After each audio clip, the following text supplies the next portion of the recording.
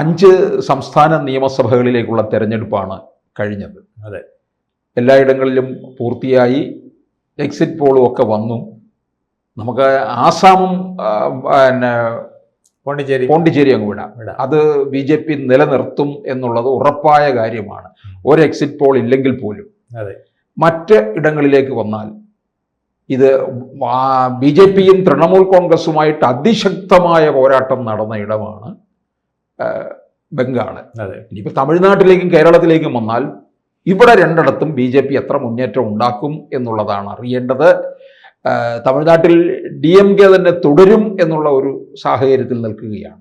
കേരളത്തിലാണ് അത് LDFിൽ നിന്ന് UDFിലേക്ക് മാറാനുള്ള സാധ്യതയും ഭരണമാറ്റം ഉണ്ട് എന്നുള്ള രീതിയിലാണ് എക്സിറ്റ് പോൾ വന്നിരിക്കുന്നത്. ഇതിനകത്ത് കൃത്യത ഉണ്ടാകുമോ? അല്ല, എക്സിറ്റ് പോളുകൾ പലതും എക്സാക്ട് പോളുകളല്ല. പക്ഷേ ഇത്തവണ എനിക്ക് തോന്നുന്നു തമിഴ്നാട് ഒഴിച്ച് മിക്കതും എക്സാക്ട് പോളുകളാകാൻ സാധ്യതയുണ്ട്. തമിഴ്നാട്ടിൽ ചില മാറ്റങ്ങൾ വന്നേക്കാം. കേരളത്തിൽ എക്സിറ്റ് പോൾ എക്സാക്ട് പോൾ ആവാൻ സാധ്യത കൂടുതലാണ്. തമിഴ്നാട്ടിൽ ഉണ്ടാകുന്നത് വിജയുടെ ഒരു നേട്ടം പറഞ്ഞുകൊണ്ടുള്ളതാണ്. അതിലൊരു ഡൗട്ടുണ്ട്. അത് നമുക്ക് പിന്നീട് വരാം. ആദ്യം കേരളം നമുക്ക് നോക്കാം.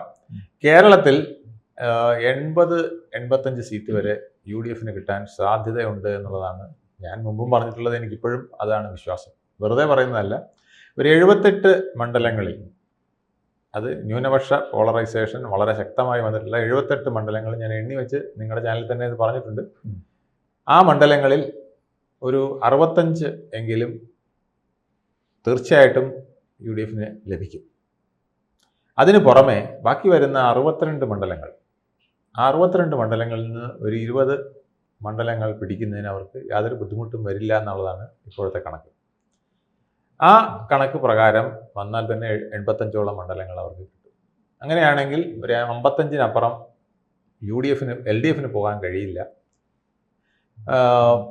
50-55, അതാണ് ഞാൻ അതിൽ ഉദ്ദേശിച്ചത്. ഒരു 5 സീറ്റ് വരെ BJPക്ക് നേടാം.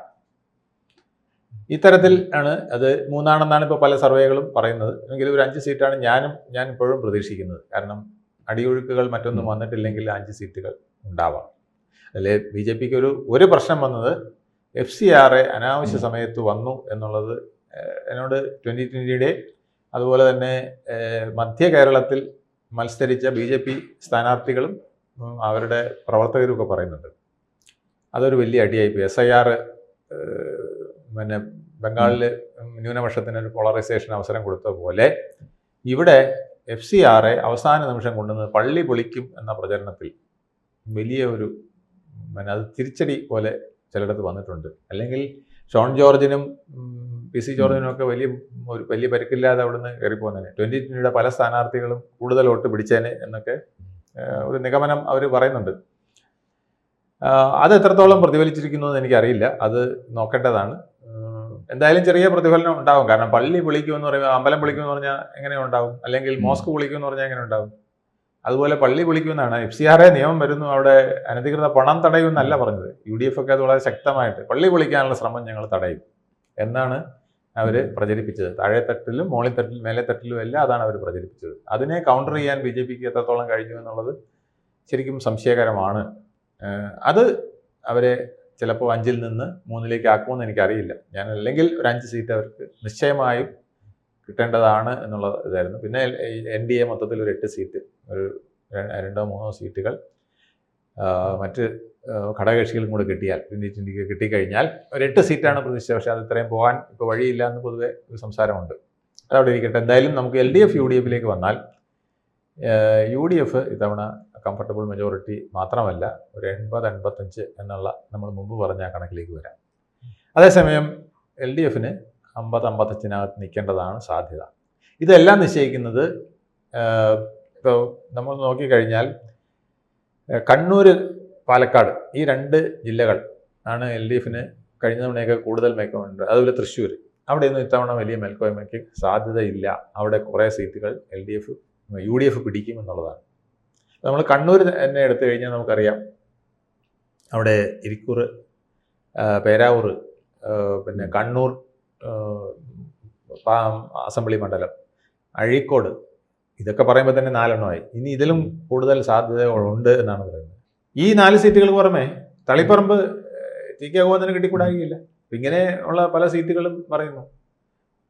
അപ്പോൾ കണ്ണൂർ തന്നെ അത്തരത്തെ ഒരു സംഗതിയുണ്ട്. പിന്നെ പാലക്കാട് മുമ്പ് കിട്ടിയിരുന്ന പല സീറ്റുകളും കിട്ടാൻ സാധ്യതയില്ല. ഒറ്റപ്പാലം അടക്കം പല മണ്ഡലങ്ങളിലും അതുപോലുള്ള കാര്യങ്ങൾ പറയുന്നു. മലമ്പുഴ കിട്ടിയില്ല എന്നുള്ളത് പ്രശ്നത്തിലാണ്. പാലക്കാട് ഇത്തവണ കിട്ടിയില്ല എന്നുള്ള പ്രശ്നത്തിലാണ്. തൃശ്ശൂരും ഇതുപോലെയാണ്. എറണാകുളത്ത് ഭൂരിപക്ഷം സീറ്റുകൾ ഇത്തവണ കഴിഞ്ഞ തവണ LDF പിടിച്ച പല സീറ്റുകൾ ഇത്തവണ UDF-നായിരിക്കും. അപ്പം അങ്ങനെ നോക്കുമ്പോൾ ഏതാണ്ട് കോട്ടയവും ഇടുക്കിയും പത്തനംതിട്ടയും വരെ ഏതാണ്ട് ആ ട്രെൻഡ് വരുന്നുണ്ട്. എന്നാൽ തെക്കൻ കേരളത്തിൽ ഈ പറഞ്ഞ പോലെ ആലപ്പുഴ, കൊല്ലം, തിരുവനന്തപുരം ഇവിടങ്ങളിലാണ് പിന്നെ UDF-ന് ഇച്ചിരി മങ്ങൽ വരുന്നത്. അവിടെയാണ് അധികവും LDF-ന് ത്രികോണ മത്സരത്തിൻ്റെ ബെനിഫിറ്റ് കിട്ടാൻ സാധ്യതയുള്ളത്. BJP-യുടെ പല സ്ഥാനാർത്ഥികളും അവിടെയൊക്കെ കൂടുതൽ വോട്ട് പിടിക്കാനുള്ള സാധ്യതയുണ്ട്. അപ്പോൾ അവിടെ LDF-ന് കൂടുതൽ സീറ്റുകൾ കിട്ടാമെന്നുള്ളതാണ് നിഗമനം. അവിടെയും പ്രശ്നം വരുന്നുണ്ട്. അവിടുത്തെ പ്രശ്നം എന്ന് പറഞ്ഞാൽ ഇപ്പോൾ കൊല്ലത്ത് 2-3 സീറ്റുകൾ 3-4 സീറ്റോളം പിന്നെ കോൺഗ്രസിന് ബെനിഫിറ്റായിട്ട് വരുന്നേക്കാം. അതുപോലെ ആലപ്പുഴയുണ്ട്. തിരുവനന്തപുരത്ത് പറയുന്നത് തിരുവനന്തപുരം, നെയ്യാറ്റിൻകര, കാട്ടാക്കട, അതുപോലെ തന്നെ വാമനാപുരം ഇത്തവണ ഒരു സംശയം പറയുന്നുണ്ട്. അതുപോലെ അരുവിക്കര അവർക്ക് കിട്ടാൻ, കോവളം അവർക്ക് കിട്ടാവുന്ന സീറ്റാണ്. പിന്നെ വട്ടിയൂർക്കാവിലും ഇതുപോലെ പ്രയോറിറ്റി നിൽക്കുന്നതാണ്. എങ്ങനെ വരുമെന്ന് പറയാൻ പറ്റില്ല, എങ്കിലും അതൊരു പ്രയോറിറ്റി മണ്ഡലമായിട്ട് പറയുന്നുണ്ട്. അപ്പം അങ്ങനെ അവർ 5-6 സീറ്റുകൾ തിരുവനന്തപുരത്ത്, കഴിഞ്ഞ തവണ 1 സീറ്റ് കിട്ടിയതാണ്.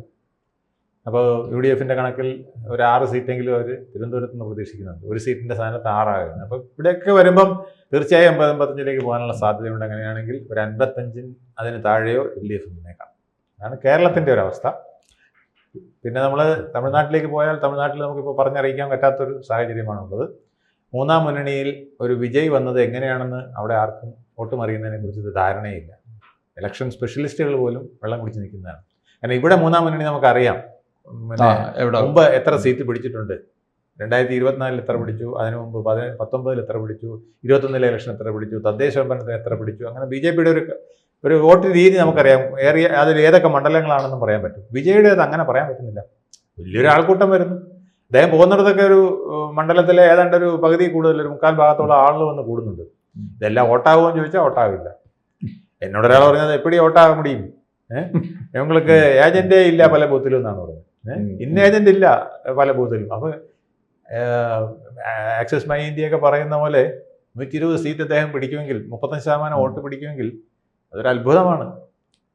ദൈവം വരുന്ന പോലെയാണ്. ഞാനിതാ പറയുന്നു, ഫെസിലിറ്റിയിൽ വോട്ട് ചെയ്യാൻ പറഞ്ഞതിന് എല്ലാവരും കൂടെ പോയി വോട്ട് ചെയ്താൽ എന്താ അവസ്ഥ? താഴെത്തട്ടിൽ യാതൊരു സെറ്റപ്പും ഇല്ലാതെ ഒരു അത്ഭുതമായിരിക്കും. ഈ ലോകത്തെ തന്നെ ഒരു അത്ഭുതമായിരിക്കും. ഒരു ബേസും ഇല്ലാതെ ഒരാൾ 35% സീറ്റും പിടിച്ച് വോട്ടും പിടിച്ച് 120 സീറ്റും പിടിക്കുക എന്ന് പറഞ്ഞാൽ ഞെട്ടിക്കുന്ന ഒരു അത്ഭുതമായിരിക്കും.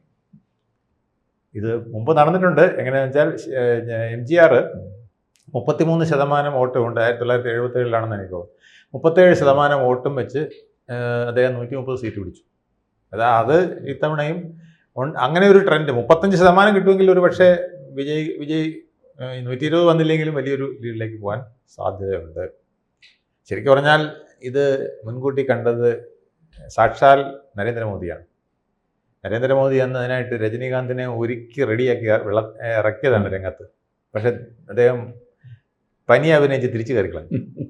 അദ്ദേഹം നിന്നിരുന്നെങ്കിൽ ഇന്ന് വേറെ ആർക്കും അവിടെ ചിഹ്നതളപതിക്കൊന്നും പിന്നെ അവിടെ റോളില്ല. വോട്ട് പോടുങ്കോ എന്ന് പറഞ്ഞാൽ BJP-യുടെ സെറ്റപ്പ് അവിടെ ഉണ്ട്. അവരെല്ലാവരും നല്ല ഭംഗിയായിട്ട് പ്രവർത്തിക്കും. വോട്ട് ഞാനാണ് മുഖ്യമന്ത്രി എന്ന് പറഞ്ഞിരുന്നെങ്കിൽ വോട്ട് രജനീകാന്തിന് കിട്ടിയത്. അങ്ങനെ രജനീകാന്ത് മുഖ്യമന്ത്രി, അണ്ണാമലൈ ആഭ്യന്തരമന്ത്രിയായിട്ട് അവിടെ മന്ത്രിസഭ രൂപീകരിക്കാൻ കഴിഞ്ഞാൽ ഇപ്പോൾ വലിയൊരു വിപ്ലവം തന്നെ ഉണ്ടാക്കുമായിരുന്നു. പക്ഷെ അദ്ദേഹം അതിനിടയ്ക്ക് തളർന്നുപോയി. അദ്ദേഹത്തിന് ഈ സിനിമാ നടനല്ലേ, മനസ്സിലൊന്നും നിൽക്കില്ല. അവരൊക്കെ ലോലഹൃദയരാണല്ലോ. ആ ഒരു ഇതിൽ പറ്റിയതാണ്. അദ്ദേഹം ഉടനെ തന്നെ അങ്ങ് തളർന്നുപോയി. ഈ ചലഞ്ച് ഏറ്റെടുക്കുന്നതിൽ അദ്ദേഹം പോരാ. അപ്പം അദ്ദേഹം പതുക്കെ അങ്ങ് പിന്മാറി. അതുകൊണ്ട് നമുക്കിന്ന് പ്രവചനാതീതമാണ് അവിടുത്തെ അവസ്ഥ. എന്തായാലും സ്ത്രീകൾ, പിന്നെ യുവാക്കൾ ഒക്കെ വലിയ തോതിൽ വോട്ട് വിജയ്ക്ക് കൊടുത്തിട്ടുണ്ടെന്നാണ് ആക്സിസ് മൈ ഇന്ത്യയുടെ കണക്ക്. 68% യുവാക്കൾ, അതുപോലെ 18-19 ഇടയ്ക്കുള്ളത്, 20-29 വയസ്സിന് പ്രായമുള്ള ഒരു 59%, 30-39 വയസ്സുള്ളവർ 32%, 50-59 വയസ്സുള്ളവരിൽ 20% ഒക്കെ അവർ വോട്ട് ചെയ്യും. അങ്ങനെയാണെങ്കിൽ ശരിക്കും പറഞ്ഞാൽ AIDMK വളരെ പുറകോട്ട് പോകും. AIDMK പുറകോട്ട് പോയാൽ പിന്നെ NDA മുന്നണി പിന്നെ പിടിച്ചാൽ നിൽക്കില്ല. എന്തായാലും അത് ഒരു ഗസ്സിങ് ഇതിലിടാവുള്ളൂ. ആ എക്സിറ്റ് പോൾ എക്സാക്ട് പോൾ ആണോ എന്ന് നമുക്കിപ്പോൾ പറയാൻ പറ്റില്ല. പിന്നൊന്ന് താങ്കൾ പറഞ്ഞ പോലെ വെസ്റ്റ് ബംഗാളിലെ പൂരമാണ്. അത് വലിയ ഒരു പൂരം തന്നെയാണ് നടക്കുന്നത്. എന്തായാലും നോർത്ത് ബംഗാൾ 152 സീറ്റ്, ഒന്നാം പാദം 100 സീറ്റിനടുപ്പിച്ച് എന്തായാലും BJP പിടിക്കും. അവിടെ വലിയൊരു മുന്നേറ്റം നടക്കും. കുർക്കാലാൻഡ് പ്രശ്നമൊക്കെ പരിഹരിക്കും എന്നൊക്കെ പറഞ്ഞ് അവിടുത്തെ ആ സിലിഗുരി ആ ഭാഗത്ത് എല്ലായിടത്തെ വോട്ടുകളെല്ലാം അദ്ദേഹം ഉറപ്പാക്കിയിട്ടുണ്ട്, അമിത്ഷായും നരേന്ദ്രമോദിയും കൂടെ. അതവർ പിടിക്കും. പക്ഷേ ഇങ്ങോട്ട് വരുമ്പോൾ എങ്ങനെ ദക്ഷിണ ബംഗാൾ, അതിൽ തന്നെ ആ പിന്നെ വെസ്റ്റ് ബംഗാളിൻ്റെ വെസ്റ്റേൺ സൈഡ് ഒരു പക്ഷേ വലിയ കുഴപ്പം ഇല്ലായിരിക്കാം. അത് കഴിഞ്ഞുള്ളത് പ്രശ്നം തന്നെ. പക്ഷേ BJP പിടിക്കുകയാണെന്നുണ്ടെങ്കിൽ അത് വലിയ കയറ്റം. 2016 BJP അവിടെ 3-4 സീറ്റ് ബംഗാളിലുണ്ടായിരുന്നു. 21 വന്നിട്ട് 77 സീറ്റിലോട്ടാണ്. 77 സീറ്റ് ഇപ്പോൾ അധികാരത്തിലേക്ക് കയറുന്നുണ്ടെന്നുണ്ടെങ്കിൽ അത് വൻ നേട്ടം തന്നെയാണ്. പ്രത്യേകിച്ച് ബംഗാളിൽ, ഇന്ത്യയിലെ ഏറ്റവും വലിയ സംസ്ഥാനമാണ്. അവിടെ വിധി നിർണ്ണയിക്കാൻ പോണതല്ല. 152-ൽ 100 കിട്ടും എന്ന് പറയാം. അമിത്ഷാ 110 പറയുന്നത്. എൻ്റെ ഒരു ഉദ്ദേശം 100 സീറ്റ് അടുപ്പിച്ച് എന്തായാലും BJP അവിടെ പിടിക്കും. പക്ഷേ ആ 100 പിടിച്ചാൽ പിന്നെ ഭൂരിപക്ഷത്തിന് ഒരു 48 സീറ്റ് വേണം. ആ 48 സീറ്റ് ഈ 142-ൽ നിന്ന് പിടിക്കാൻ പറ്റുമോ?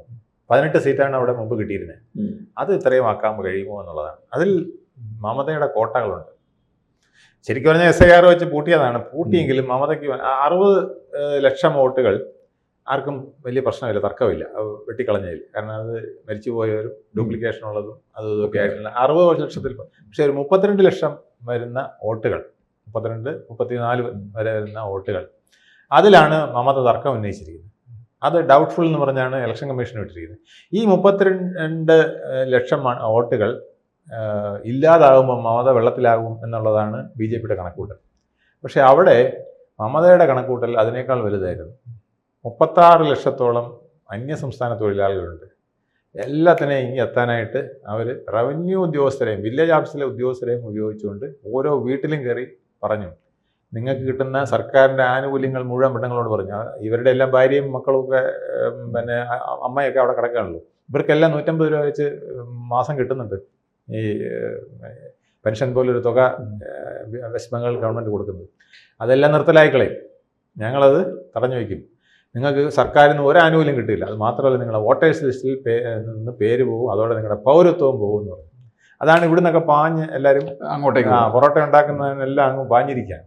ഇവിടെ മാത്രമല്ല, ഡൽഹി, ബോംബെ, ഗുജറാത്ത്, കൽക്കട്ട, ബീഹാർ എല്ലായിടത്തും ഇങ്ങനെ പാഞ്ഞു പോവാണ്. ഇതിൽ പലർക്കും പിന്നെ TMC ടിക്കറ്റും കൂടെ ഉള്ള കാശുമൊക്കെ കൊടുക്കാമെന്ന് പറഞ്ഞാണ് കൊണ്ടുപോയിരിക്കുന്നത്. അതുപോലെ തന്നെ ബസ്സിൽ പല അടുത്ത സംസ്ഥാനങ്ങളിൽ നിന്നൊക്കെ ബസ്സിലാണ്, ബീഹാറിൽ നിന്നൊക്കെ ആളുകൾ ഇഷ്ടം പോലെ ബസ്സിലാണ് എത്തിച്ചിരിക്കുന്നത്.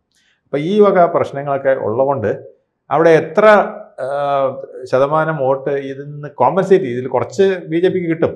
ഈ 36 അവിടെ എത്തിയതിൽ മുഴുവനും TMCക്ക് കിട്ടണമെന്നില്ല. പക്ഷേ എങ്കിലും ബഹുഭൂരിപക്ഷം അവരുടെ വരട്ടും, അവരുടെ ഈ ആനുകൂല്യങ്ങൾ തടഞ്ഞു വയ്ക്കും എന്നൊക്കെ പറഞ്ഞതിൽ കുറേ പേരങ്ങ് പോകും.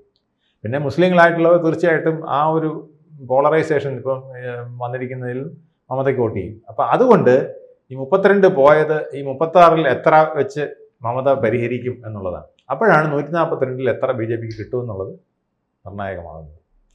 ഇത് നോക്കി വേണം നമുക്കിനി ഇലക്ഷൻ്റെ അന്തിമ ഫലം പറയാൻ പറ്റുക. എന്തായാലും മമതയ്ക്ക് കോട്ടം വരും, വലിയ കോട്ടം വരും. പക്ഷേ മമത അധികാരത്തിൽ നിന്ന് പോകുമോ അതോ മെലിയുകയുള്ളൂ എന്നുള്ളത് മാത്രമേ ഇനി നോക്കാനുള്ളൂ. അതാണ് ഇനി എക്സാക്ട് പോളിൽ കൂടെ നമുക്ക് മെയ് 4-ാം തീയതി അറിയേണ്ടത്. കൂടുതൽ വാർത്തകളും വിശേഷങ്ങളും നിങ്ങളിലേക്ക് എത്താൻ ABC മലയാളം സബ്സ്ക്രൈബ് ചെയ്യുക, ബെൽ ബട്ടണും അമർത്തുക.